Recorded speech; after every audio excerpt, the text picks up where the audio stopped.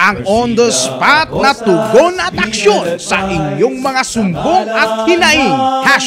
#palatawag.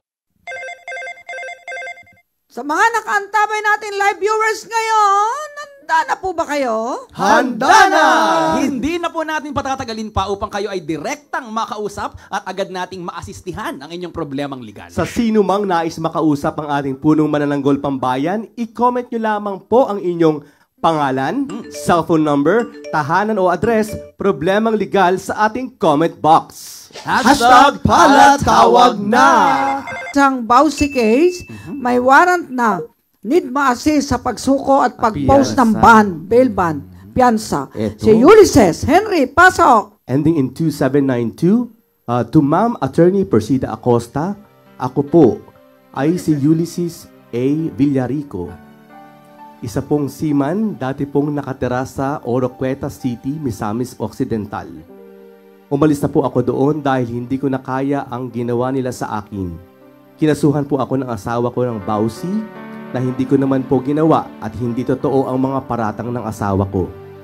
Monthly naman po nagbibigay ako ng pera sa kanila at gusto niya po ay 200k ang monthly. Mabigat na po sa akin yan. 50k to 60k po ang napapadala ko po at may extra po pa po minsan per month.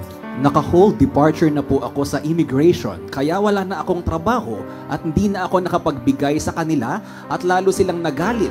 Pero po nakagraduate na ang anak kong babae na panganay at nakapasa na sa board exam bilang medtech. Tapos gusto pa nila akong ipakulong at ipawanted sa sala na hindi ko alam at hindi ko nagawa. Dahil po sa iPhone na request nila, doon po nag-umpisa ang galit nila sa akin. Wala daw po akong suporta. Lagi pong pananakot ang Vauci sa akin. Una pong nagkaso siya, pumayag po ako at binigay yung mga ari-arian na napundar ko para wala ng gulo. Akala ko okay na. Nang hindi na naman ako pumayag sa gusto niya, ay kinasuhan na naman ako. Ayoko po ang ng ganitong problema. Kaso hindi ko po kaya ang hinihingi ng misis ko.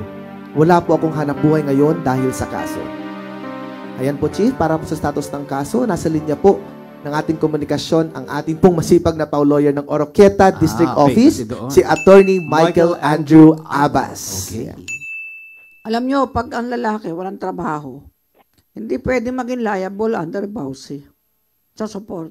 Dapat merong trabaho. Dapat may trabaho at may income. Ngayon, natanggal na nga sa trabaho dahil sa kakakaso ng asawa niya eh. Ang laki na nga sustento, 50. Gusto pa Dito po sa Paupatas kami. Yung mga babae, pasintabi po, hindi po negosyo ang Bausi. Hindi negosyo na eh. Ang tingin nyo? 200 kaya ang gusto, aman? Pinepresyohan, ano? Ay, 50 to 60 na bigay. Swerte nga kayo, may 50 to 60 eh. Iba ka dyan, 4,000 lang, walang maibigay yung asawa eh. Attorney Abbas, nasa linya ka ba?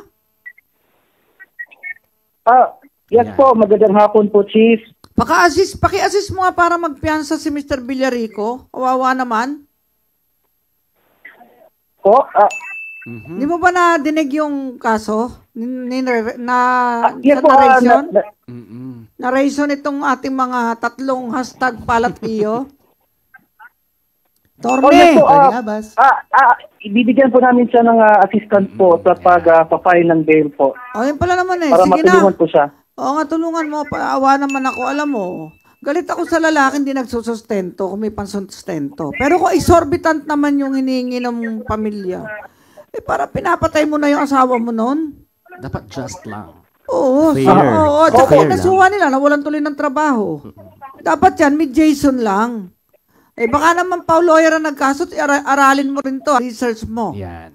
Maging patas tayo sa mga bawat partido. Kung lang kaya ng lalaki. At alam mo, hindi naman lalapit po siya din dito kung talagang siya walang parang pasan-pasang problema. Nawalan nga ng trabaho si Sir eh. Nasaan ka pa, Sir? Magsalita ka nga. Sir! Nandun ako sa Cebu ngayon, ma'am. Umiwas na ako doon kasi nagulungan ako doon sa Nasa Cebu ka? Eh, kailangan magpiyansa ka. Yes po. Ha? Tulungan ka nung ating pau. Teka, patawagan natin kay Jiri. Nasa Cebu pala to eh. Kay Jiri. Attorney, ano? Ang pangalan ng lawyer natin? Attorney Abbas po. Attorney Abbas, mag-coordinate ka kay Direct Jiri ha. Paano mapipiyansahan tong ating kliyente na to? Kawawa naman. Alam nyo, Yes po, pag yung ma'am. babae Yes na may po, narason lalaki, Chief. hindi naman ako payag na ganon. Ha? Maging patas po tayo. Yes po, Chief. Eh, Yes iba po, pong, yes po, Chief. sige. Magko-coordinate po kami, Chief. Gusto ko mapiyansahan siya, baka makulong yan, ha? Sige, ipa-reduce mo. May order si Secretary Boying Rimulya na kapag walang pera, pwede hanggang 10K. Yan. Ang Reduce bail. piyansa. Yes po, Chief. Okay? O sige, tulungan Yes po, mo. Chief. Yes po, Chief. Tulungan natin si Mr. Villarico. Yan, Mr. Villarico, nadinig mo ako? Ha? Yes po, attorney. Yes po, ma'am. O sige, tulungan ka ng mga attorney natin, ha? Pag may problema Yes, ka, tawag ka lang uli kay Ka Gerald at tayo ay gagawa ng paraan. Okay? Sige.